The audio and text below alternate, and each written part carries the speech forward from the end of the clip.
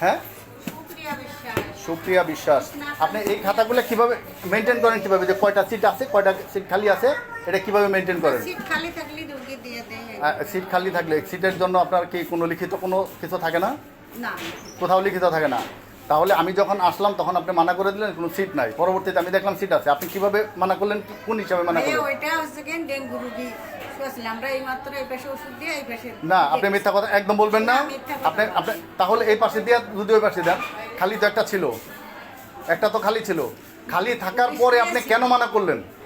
ওই বেডে লোক একটা শুয়েছিল। আচ্ছা, আপনি ছিল না, এমনি শুয়েছিল নাকি?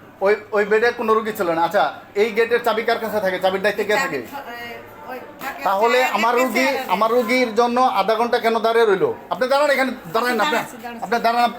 হিন্দু মানুষ সেভাবে কথা বলেন, সমস্যা কি সেটা? আপনি কেন কেন এর জন্য দাঁড়িয়ে রইলো কেন? খুলে দিতে বলছি, খোলার দায়িত্ব তো ওনার, চাবি তো এখানে। কার দায়িত্ব? কার দায়িত্ব?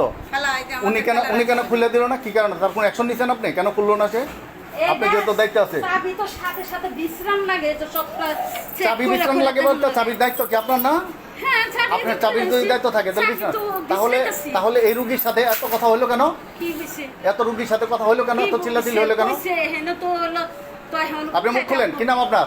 মুখ আমার খুলেন, নাম মমতাজ বেগম।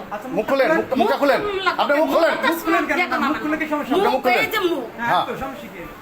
মমতাজ বেগম আপনি আপনারা হলে আপনাদের দায়িত্ব